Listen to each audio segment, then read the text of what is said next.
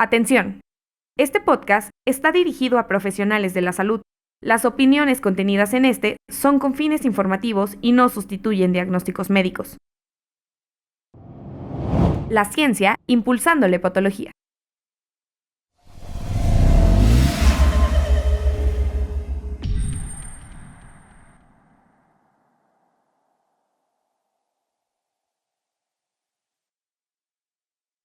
Muy buenas tardes, un placer estar con ustedes. Hoy estamos en un episodio más de nuestro programa Hepatoactualidades, en el episodio número 11 de este programa, el cual se enfoca en hablar sobre temas de actualidad y de interés respecto a la hepatología.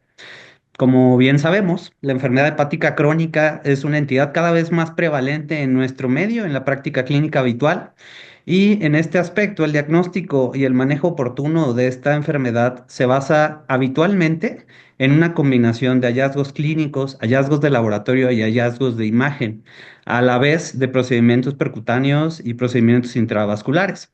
Sin embargo, la endoscopía, por lo menos antes, había estado limitada únicamente al cribado y a la detección de varices gástricas o varices esofágicas, y previamente no tenía una mayor utilidad, por lo menos no en el rubro de la hepatología. Y a medida que las aplicaciones del ultrasonido endoscópico han ido evolucionando, se ha encontrado un nicho particular en la hepatología, lo cual ahora denominamos endohepatología. Como bien sabemos, la enfermedad presirrótica y cirrótica son enfermedades que requieren un abordaje longitudinal, y la pronta identificación de ciertas enfermedades y el seguimiento de la fibrosis en estos pacientes, pues es un punto muy importante. Eh, Respecto a la endopatología, esta nueva técnica nos favorece varias oportunidades diagnósticas y varias herramientas que podemos utilizar para mejorar el abordaje de estos pacientes. Y en este tema, el día de hoy tenemos la fortuna de contar con un gran experto en el tema, que es el doctor Rolando José Ortega Quirós. El doctor Rolando es especialista en medicina interna, gastroenterología y endoscopía por la Universidad Nacional de Colombia. Tiene una alta especialidad en hepatología en el Hospital de Clínic de Barcelona, y es un especialista con una gran trayectoria y una amplia experiencia y colaboración en trabajos de investigación, tanto nacionales como internacionales. Doctor, es un placer tenerlo aquí con nosotros. Muchísimas gracias. Muchísimas gracias, doctor Morales. Gracias a la Asociación Mexicana de Hepatología por esta gentil, realmente muy gentil. Estoy muy honrado de poderlos acompañar y compartir estos minutos en este campo, como usted lo ha dicho, bastante novedoso, en el cual enlazamos de una manera más directa todos los avances de la endoscopía con los avances de la hepatología, que realmente han sido en los últimos 10 años muy, muy interesantes y apasionantes. Es correcto. Doctor, me gustaría abordar algunos temas muy particulares. No tenemos mucho tiempo, pero quería ver 5 temas más importantes en este aspecto, a ver si nos podría platicar un poquito de su experiencia. En particular, me gustaría si nos pudiera decir cuál es la definición de patología, qué abordajes o qué herramientas podemos utilizar con esto y cuáles son las aplicaciones en la práctica clínica hoy en día. Es una muy buena pregunta.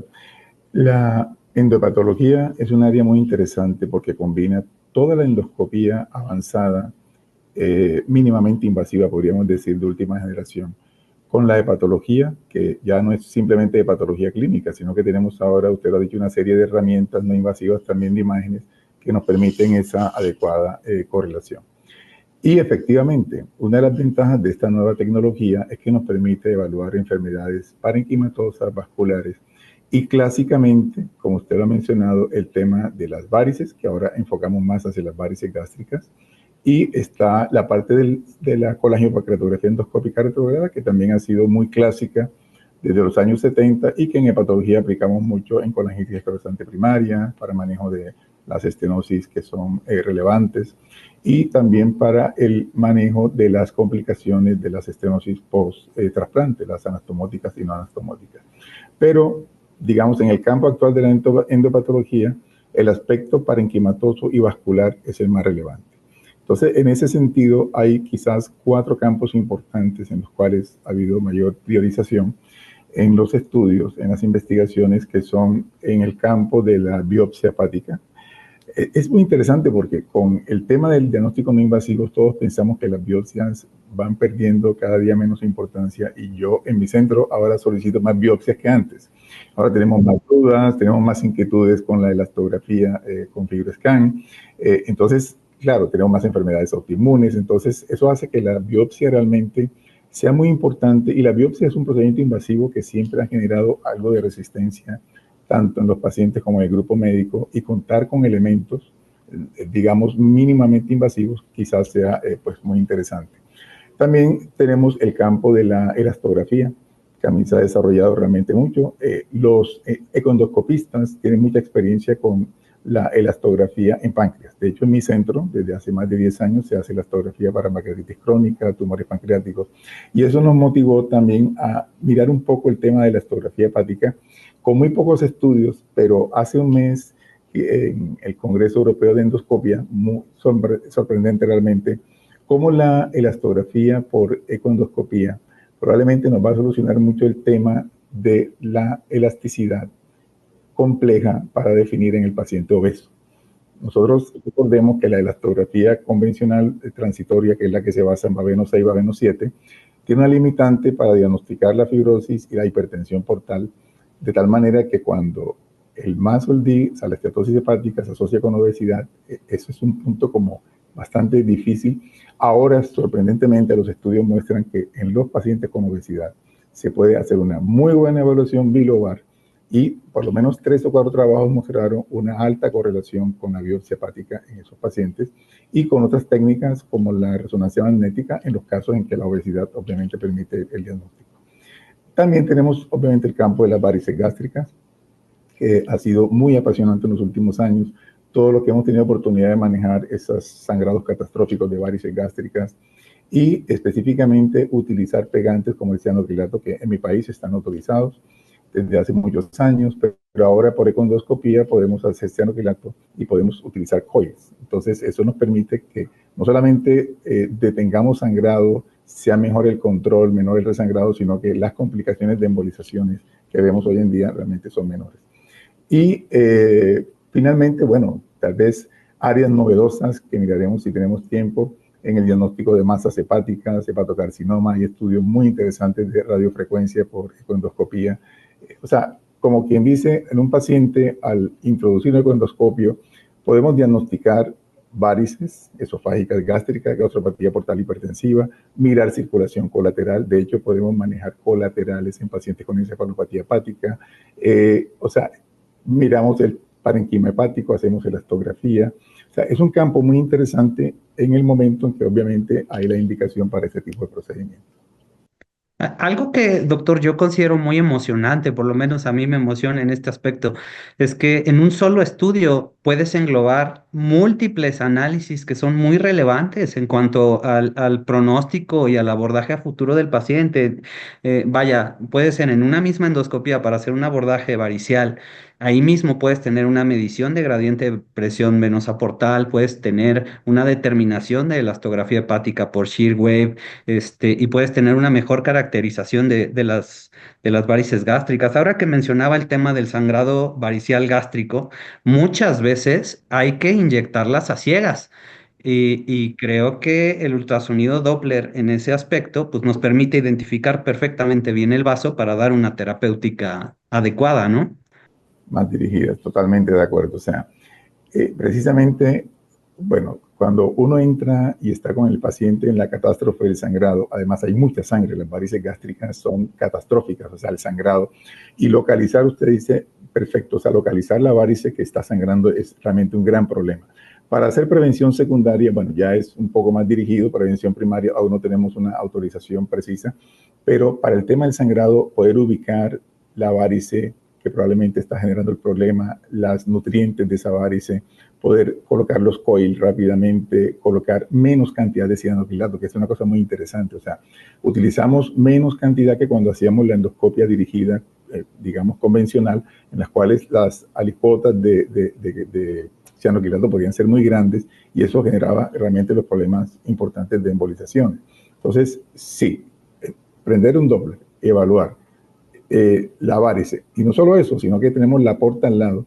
Y hace muchos años implementamos también evaluación de trombosis portal, porque muchos de estos pacientes, oh sorpresa, tenemos una varice gástrica sangrante y la plénica y la porta están súper trombosadas. Y eso obviamente nos cambia el pronóstico y eso es muy difícil ver con otras técnicas. Por supuesto. Doctor, respecto a la biopsia hepática en particular, vaya, hay algunas limitantes, por lo cual yo entiendo por qué las biopsias cada vez son menos o eran menos atractivas en estos pacientes, hablando desde el dolor del procedimiento, la invasividad del mismo, el riesgo de diseminación de malignidad de una lesión. En este aspecto, me parece, no sé si usted está de acuerdo, que el ultrasonido endoscópico puede evitar estas barreras o mejorar estas limitaciones que teníamos, sobre todo con el tema del riesgo de diseminación tumoral. Exacto. Ese es un excelente punto. De hecho, fíjate, para una biopsia hepática hay algunas características que son muy importantes al momento de la biopsia que deben mantenerse con cualquier procedimiento. Ya sea una biopsia percutánea, ya sea una transyugular o ya sea una biopsia por endoscopía.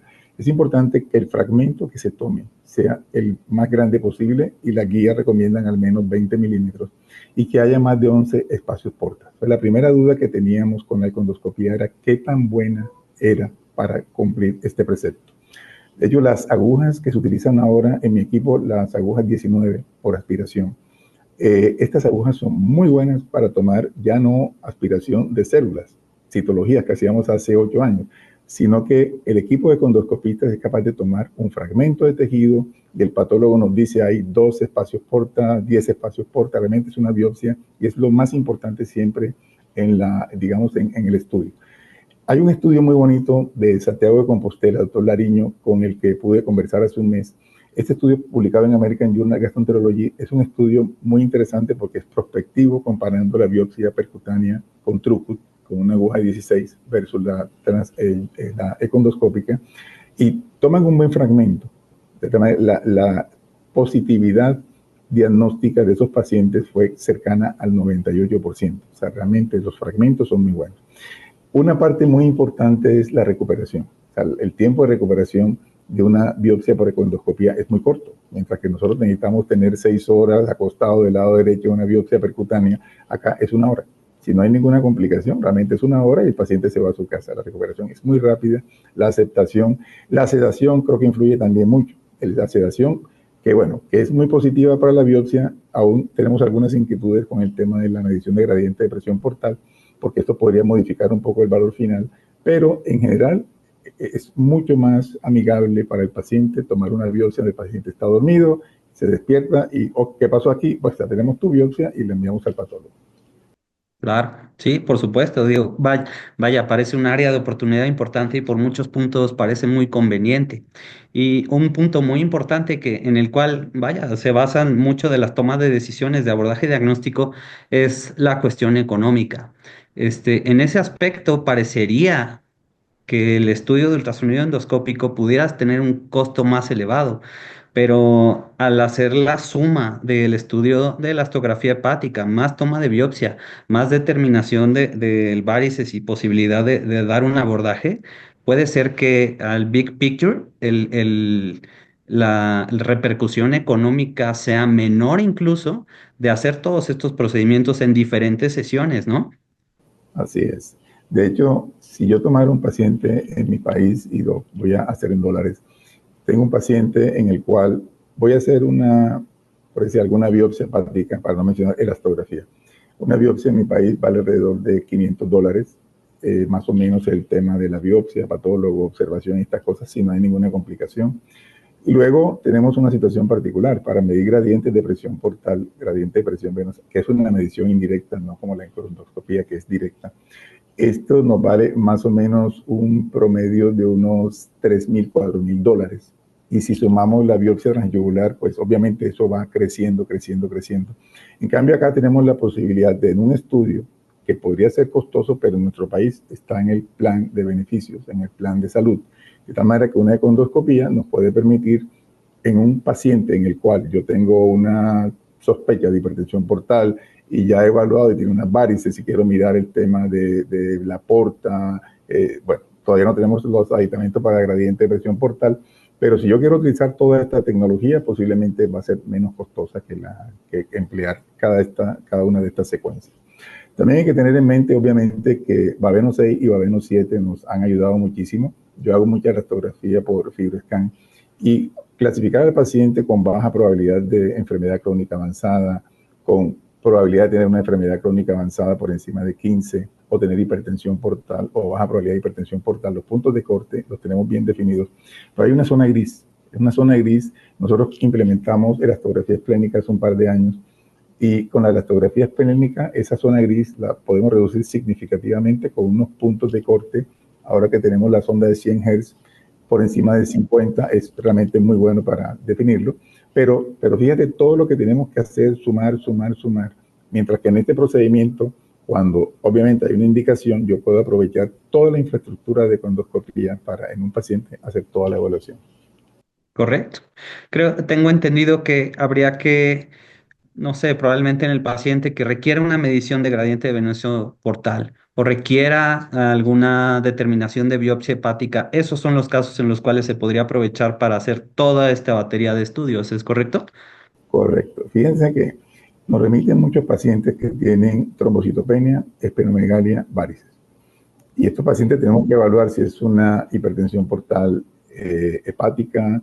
Y el tema de la medición de gradientes es que es muy bueno para hipertensión sinusoidal, pero no es buena para hipertensión presinusoidal, o sea, el gradiente clásico medido por vía transyugular. Nosotros en ecoendoscopía, la posibilidad, hay ya un equipo que está validado, el EcoTips.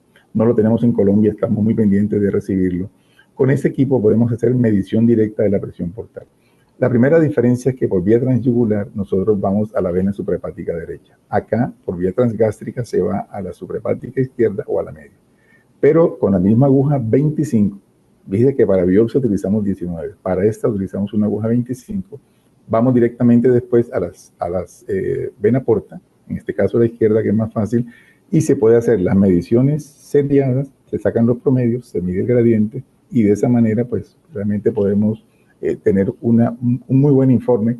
Hay un estudio muy recientemente publicado este año que hace una secuenciación y una comparación de gradiente de presión portal por ecoendoscopía directo con la clínica, la histología y la endoscopía convencional de hipertensión portal, y es una correlación muy buena, superior al 95%. O sea que el futuro de la medición de la presión portal realmente no está disponible la medición radiológica en muchos centros. De hecho, nosotros tardamos hasta hace unos 7 años la tuvimos, porque tuvimos un radiólogo muy motivado para ayudarnos en este sentido, pero no todos los centros tienen radiólogos intervencionistas que son capaces de hacer medición indirecta, de hacer la presión en cuña, la presión libre, digamos, de implementar todas, y las biopsias transyugulares incluso. En cambio, sí hay muchos endoscopistas en nuestro país, por ejemplo, que hacen ecoendoscopía y que, motivados realmente por la cantidad de pacientes que tenemos con enfermedad hepática crónica, nos han ayudado mucho a resolver inquietudes. Y ese es un factor muy importante también, cuántos especialistas tenemos disponibles y bien preparados para realizar estas determinaciones. Doctor, pues es emocionante el momento en el que estamos viviendo, en el cual, sobre todo en la hepatología, creo que estamos teniendo muchos avances diagnósticos terapéuticos y mayor apertura para diagnóstico de diferentes enfermedades.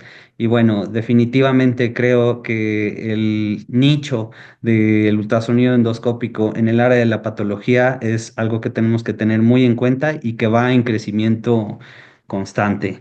Doctor, yo le agradezco muchísimo por su tiempo, por su participación. Gracias por habernos expuesto de forma tan clara todos estos conceptos.